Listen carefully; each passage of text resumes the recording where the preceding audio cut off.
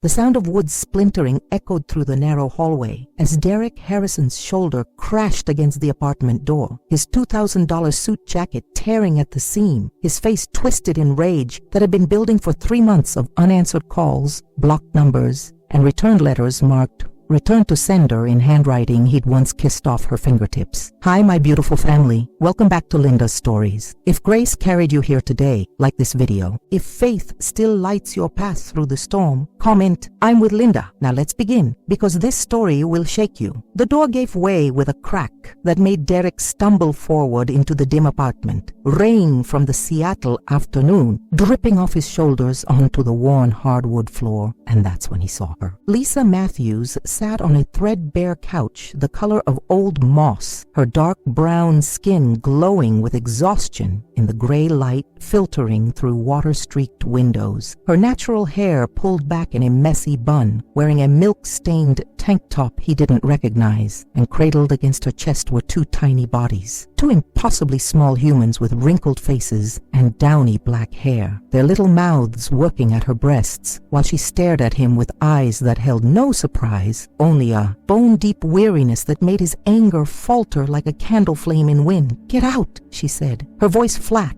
as the words of a judge reading a sentence. Derek stood frozen in the doorway, his chest heaving, his carefully rehearsed speech about respect and communication dying in his throat as his brain tried to process what his eyes were seeing. The babies. 2 of them. Their skin was lighter than Lisa's, a warm beige that reminded him of his own mother's complexion. In their hair, what little there was jet black, like the hair he saw every morning in his bathroom mirror before his stylist tamed it into executive perfection. "How?" he started, then stopped, his mouth suddenly dry as the Sahara. The apartment smelled like sour milk and unwashed laundry, like sleepless nights and desperation, so different from the jasmine perfume Lisa used to wear when she'd walk into his penthouse overlooking Puget Sound, back when she'd laugh at his terrible jokes and trace the line of his jaw with fingers that trembled with want. "I said, get out, Derek." Lisa shifted slightly, and one of the babies, the one on her left breast, made a small mewling sound that shot straight through Derek's chest like a bullet he didn't know was coming. He took a step forward, glass crunching under his Italian leather shoes, and he realized he'd stepped on a broken picture frame, the glass catching the light.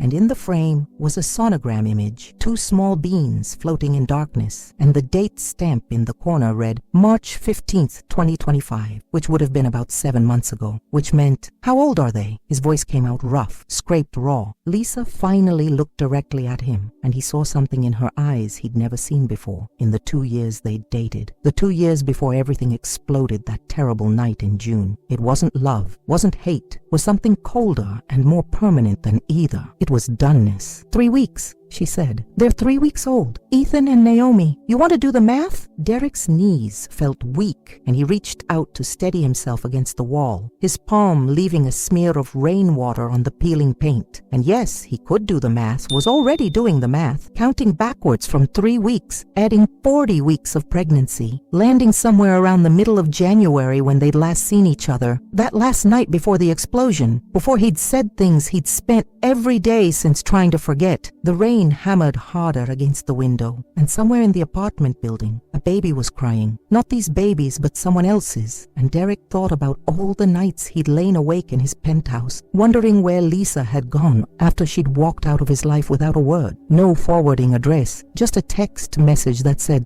"Don't look for me." And he'd respected that for exactly 2 weeks before hiring a private investigator who'd found nothing, absolutely nothing, until yesterday when Derek had run into Lisa's old co-worker at a coffee shop in Capitol Hill, and the woman had let slip an address in the Central District, and Derek had driven here in his Range Rover with every intention of demanding answers, demanding respect, demanding she acknowledge what they'd had. But none of his demands had included this. "Why didn't you tell me?" The question came out quieter than he intended, almost a whisper, and he hated how pathetic it sounded, how small. Lisa let out a laugh that had no humor in it, just edges sharp enough to cut. "You want to know why I didn't tell you? Really? You want me to replay that conversation we had? The one where I mentioned I was 2 days late and feeling nauseous and you lost your goddamn mind?" Derek remembered. God, he remembered, even though he'd drunk half a bottle of scotch trying to forget it. They'd been in his study, the one with floor-to-ceiling windows overlooking the city lights, and she'd mentioned it casually, so casually, said she was probably just stressed from her job at the nonprofit, where she counseled single mothers. But Derek had been in the middle of closing a deal to acquire a tech startup for $200 million,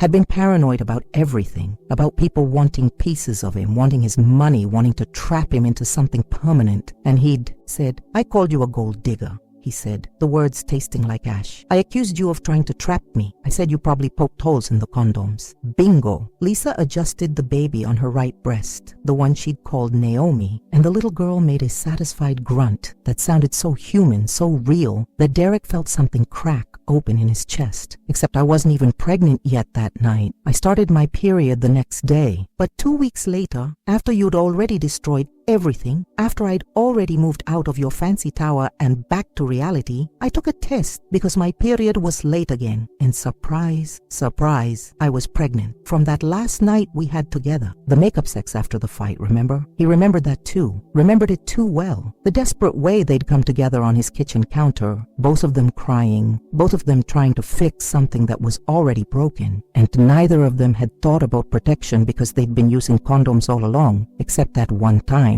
That one reckless, emotional, world-ending time. The baby at her left breast, Ethan, pulled away suddenly, and Lisa quickly covered herself and lifted him to her shoulder, patting his back with a practiced rhythm that spoke of 3 weeks of sleepless education. And Derek watched as this tiny human with his mother's nose and maybe Derek's chin released a burp that seemed impossibly loud for something so small. "I need to sit down," Derek said. But Lisa shook her head. "No, you need to leave. You broke my door, Derek. You broke into my home like some kind of criminal, and I could call the police right now. Probably should call the police, except I'm too tired to deal with that drama. And the twins just now got on a decent feeding schedule, and I'm not about to let you disrupt that. Lisa, please." And Derek hated how the word came out, hated the begging quality of it, but he couldn't seem to stop it. "I need to know. Are they mine? Are those babies mine?" Lisa stood up slowly, cradling both babies against her chest, and walked toward him with steps that were careful and deliberate. And Derek could see how thin she'd gotten, how her collarbones jutted out sharp beneath her skin, how her yoga pants hung loose on hips that used to fill out sundresses that made him lose his mind. And when she was close enough that he could smell the milk-sweet scent of her, close enough that he could see the fine tremor in her hands from exhaustion,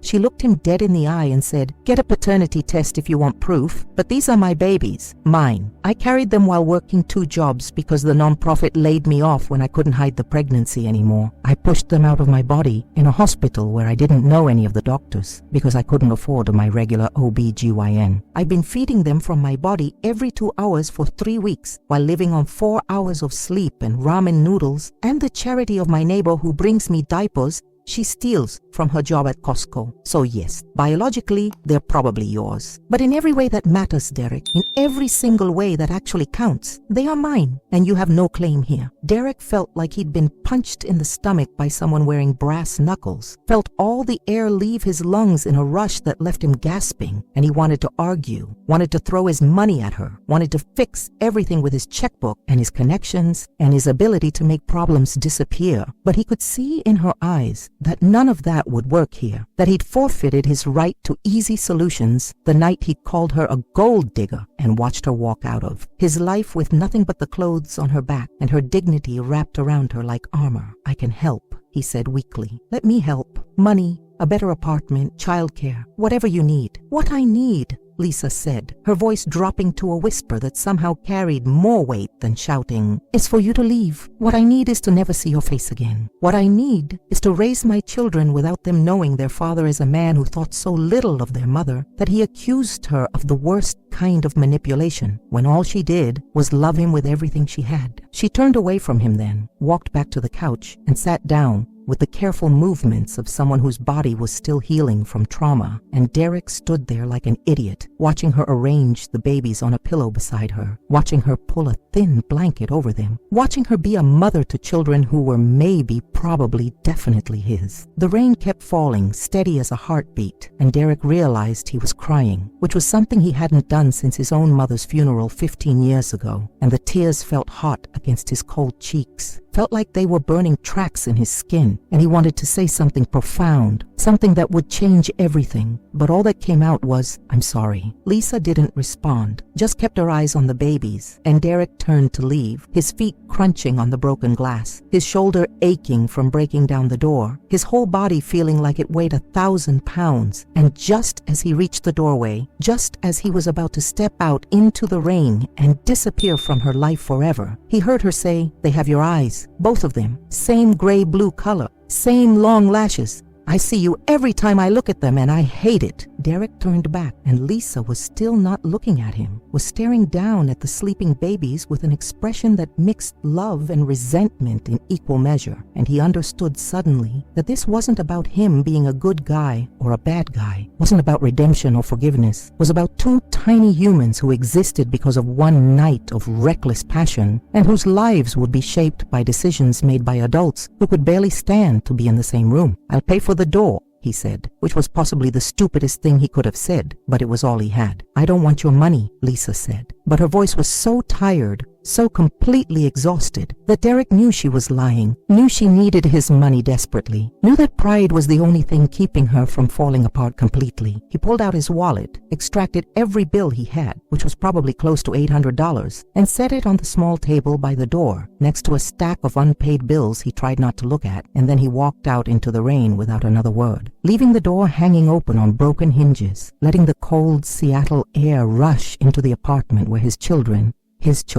slept peacefully, unaware that their world had just tilted on its axis. Derek sat in his Range Rover for 20 minutes, his hands gripping the steering wheel so hard, his knuckles turned white, rain hammering on the roof like judgment, and he thought about the life he'd built, the empire of real estate and tech investments, and careful calculations that had made him a billionaire by 35, and how none of it meant anything if he couldn't fix this, couldn't somehow bridge the gap between the man he'd been and the man he needed to become. His phone buzzed with messages from his assistant about the merger meeting he was supposed to be in right now, about the lawyers waiting at his office downtown, about deals worth millions of dollars that needed his signature. But all Derek could think about was the way those two babies had fit perfectly in Lisa's arms, how natural she'd looked holding them, how completely he'd been erased from that picture, and how desperately he wanted back in. He started the car, pulled away from the curb, and drove through rain-slicked streets toward his empty penthouse with its view of everything and its warmth of nothing. And somewhere behind him, in a small apartment with a broken door and broken dreams, his children slept on, and their mother watched over them with eyes that refused to close, refused to trust that the world wouldn't take even more from her than it already had. The days that followed were a blur of lawyers and private investigators and phone calls that went straight to voicemail. Derek moving through his life like a ghost, haunting his own existence, signing papers he didn't read, attending meetings where he nodded at appropriate intervals while his mind was elsewhere, was in that apartment, was with those babies, was trying to calculate how to become someone Lisa might actually let into their lives. His assistant, Patricia, a no-nonsense woman in her 50s who'd worked for him for a decade, finally cornered him in his office on day 4, stood between him and the window with her arms crossed and an expression that said she wasn't moving until he talked. "What happened?" she demanded. "And don't tell me nothing, because you've been worthless for 4 days, and I've covered for you as much as I can, but the board is starting to ask questions." Derek looked at her, this woman who'd seen him through every business battle, every victory and defeat, who knew him maybe better than anyone alive after Lisa had walked away. And he said, "I have kids, twins, 3 weeks old, and their mother hates me." Patricia's expression didn't change for a full 10 seconds, and then she slowly lowered herself into the chair across from his desk and said, "Well, shit." "Yeah," Derek agreed, and for some reason that made him laugh, made him throw his head back and laugh until tears came again, until he was gasping for air, until Patricia was looking at him with concern that bordered on alarm, and when he finally stopped, when the hysteria passed like a summer storm, he told her everything. She listened without interrupting, her sharp eyes never leaving his face, and when he finished, when he'd laid out every terrible thing he'd said to Lisa, every way he'd failed, every regret that kept him awake at night, Patricia was quiet for a long moment before she said, "So what are you going to do about it?" "I don't know," Derek admitted. "She won't talk to me, won't answer the door. I had someone fix her door, sent them with a check for $10,000, and she sent the check back torn into pieces. Good for her, Patricia said, which was not what Derek wanted to hear. That girl has backbone, more than most of the women I see you date. I'm not dating anyone, Derek said, defensive. Haven't dated anyone since Lisa, and yet you threw away the best thing that ever happened to you because you were too paranoid and too stupid to see what was right in front of you. Patricia stood up, smoothed her skirt, and headed for the door. But before she left, she turned back and said, those babies didn't ask to be born into this mess, and Lisa didn't ask to do this alone. So either step up and become a real father,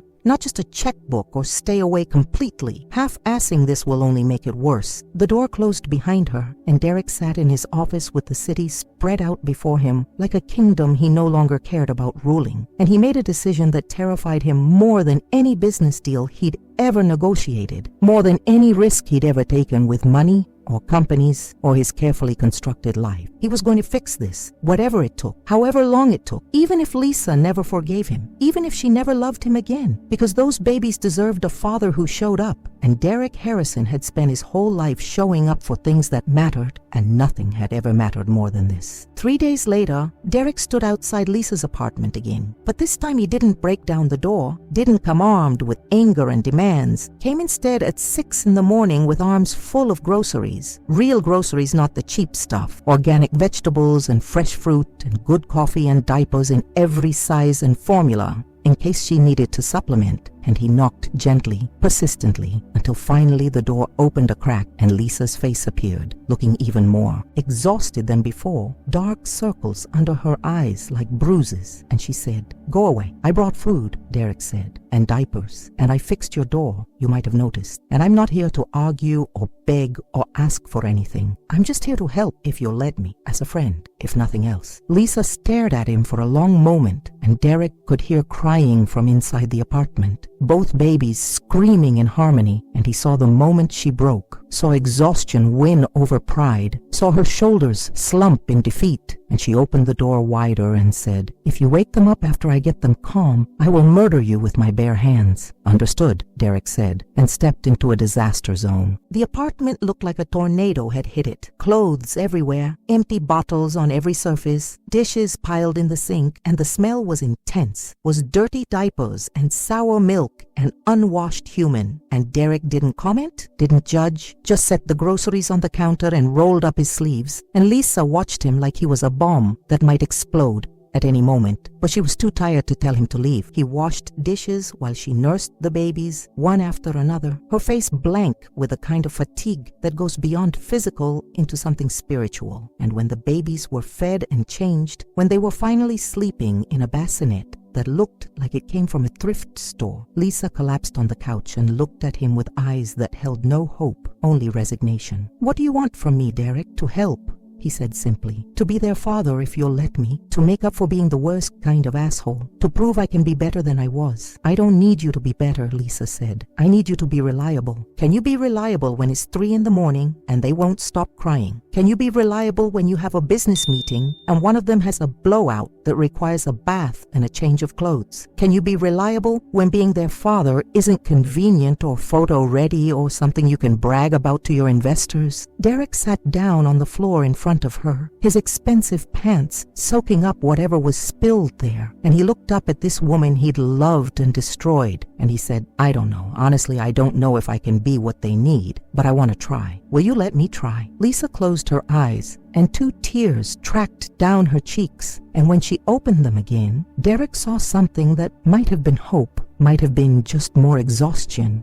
He couldn't tell. "One chance," she said. "You get one chance. You mess this up. You hurt those babies. You disappoint them. You disappear when things get hard, and we're done forever. Are we clear?" "Crystal," Derek said, and held out his hand, which felt absurdly formal given everything between them. But Lisa shook it anyway, her grip surprisingly strong, and Derek felt like he'd just signed the most important contract of his life. What he didn't know, what neither of them knew as they sat in that small apartment making promises about the future, was that in 2 days, one of the babies would stop breathing in the middle of the night, would turn blue in Lisa's arms while she screamed for help, and Derek would be the one to perform CPR while they waited for the ambulance, would be the one to save his son's life, and everything would change again, would shift in ways neither of them could predict, and the real test would begin. Derek drove home that evening with his hands still shaking from washing baby bottles and folding tiny clothes, drove through Seattle traffic without seeing it, his mind full of the weight of Naomi when Lisa had finally, reluctantly, let him hold her for 5 minutes while she used the bathroom. How fragile the baby had felt,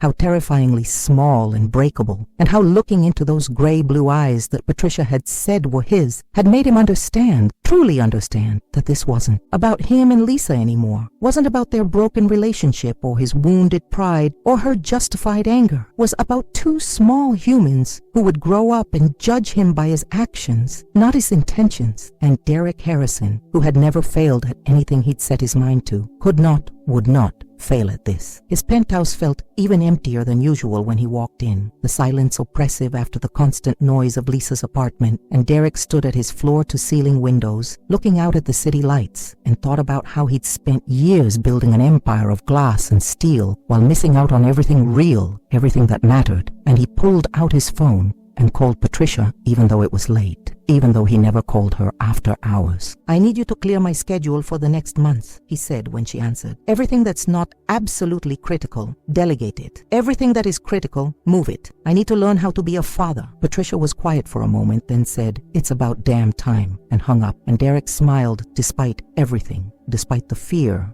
that felt like ice in his veins, despite knowing that tomorrow he'd have to go back to that apartment and face Lisa's distrust and those babies who didn't know him yet, who might never know him if he screwed this up. And he thought about his own father, dead from a heart attack when Derek was 20, a man who'd worked himself into an early grave building a business empire, but who'd never missed a single one of Derek's baseball games, who'd taught him that success meant nothing if you didn't have people to share it with. And Derek wondered what his father would say about this mess, about these grandchildren he'd never meet, about the son who'd repeated his mistakes but in different ways. The next morning, Derek showed up at Lisa's apartment at 5:30 with more supplies and a determination to prove himself. But when he knocked, there was no answer, and panic seized him. Irrational but overwhelming images of Lisa collapsed from exhaustion or worse, and he was about to break down the door again, was about to call 911, when it finally opened, and Lisa stood there, looking slightly less exhausted, wearing different clothes, her hair washed, and she said, "My neighbor took the night shift. I slept for 6 straight hours. It was better than drugs." Derek felt relief, so intense it made him dizzy, and he held up the coffee he'd brought, expensive coffee from her favorite shop that he remembered even though it had been months, and she took it with hands that trembled slightly and said, "Come in, but quietly. They're still sleeping." This became their routine over the next week, Derek showing up every morning before work, spending an hour or two helping with whatever Lisa needed, learning to change diapers without gagging, learning to hold the babies without fear of breaking them, learning to read their different cries. Ethan's angry wail when he was hungry versus Naomi's distressed whimper when she needed changing, and slowly, incrementally, Lisa's walls began to lower, began to crack just enough that Derek could see the woman he'd loved underneath all the armor she'd built. They didn't talk about the past, didn't talk about what had broken them, kept conversation focused on the practical necessities of keeping two tiny humans alive. But there was a rhythm developing, a partnership that felt fragile but real, and Derek found himself thinking less about revenge or forgiveness and more about simply being present,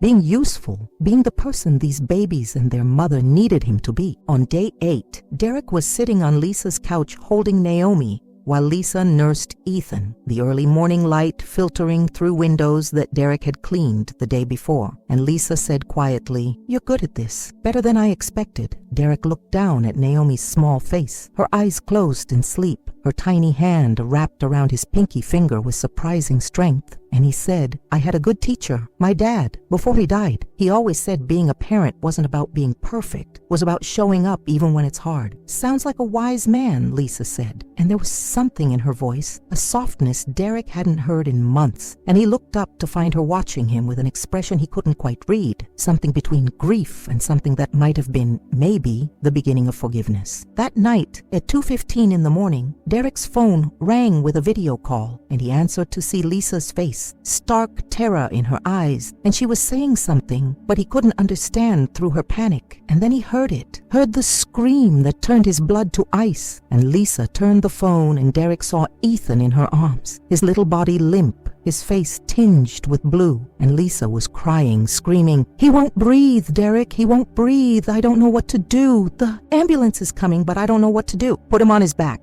Derek said, already moving, already grabbing his keys, already running for the door. "Flat surface? Put him down. I'm coming. I'm 5 minutes away. Keep him on his back." He was in his car, was flying through empty Seattle streets, was running red lights and stop signs, and he stayed on the video call the whole time, talking Lisa through, checking for obstructions, checking for breathing, his voice calm, even though his heart was trying to punch through his rib cage. And when he screeched to a stop outside her building, he took the stairs 3 at a time, burst through her door to find Lisa on the floor with Ethan, Naomi screaming in her bassinet, and Derek dropped to his knees beside them, assessed the situation in 2 seconds, and his muscle memory from a CPR class he'd taken years ago, for some reason he couldn't remember, kicked in. 2 fingers on that tiny chest, 30 compressions, gentle but firm, counting out loud, then opening that impossibly small mouth, clearing the airway, breathing tiny puffs of air, watching for the chest to rise, and Lisa was beside him crying, "Please, please, please," and Naomi was screaming, and Derek did another round,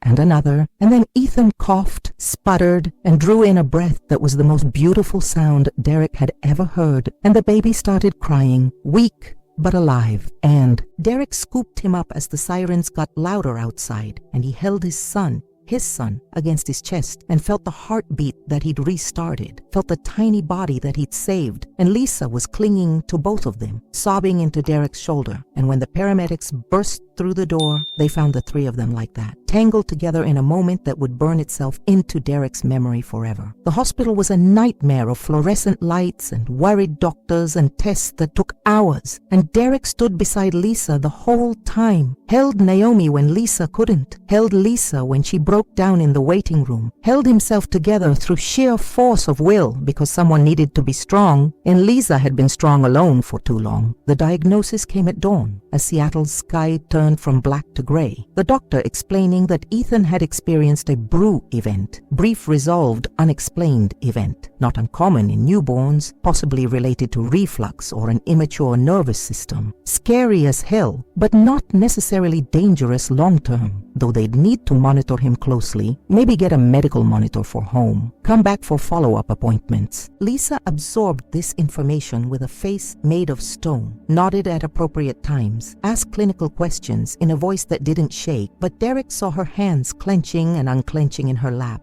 saw the tremor in her jaw, saw how close she was to complete collapse, and when the doctor left, he pulled her against his chest and let her finally break, let her sob until his shirt was soaked through, until she had no tears left, until she was just breathing against him in shaky gasps that gradually slowed. "I can't do this alone," she whispered against his chest. "I thought I could, thought I was strong enough, but I can't, Derek. I can't do this by myself." "You don't have to," he said into her hair, and meant it with every cell in his body. "I'm here. I'm not going anywhere. Whatever you need, however long you need it, I'm here." They took both babies home as the sun rose over Seattle, the city waking up around them, people starting their normal days while Derek and Lisa existed in a bubble of exhaustion and relief and something that felt like the beginning of a new understanding. And when they got back to the apartment, Derek didn't leave, didn't go to work, didn't check his phone once, just stayed with Lisa and the babies, taking shifts, watching Ethan breathe, jumping at every little sound,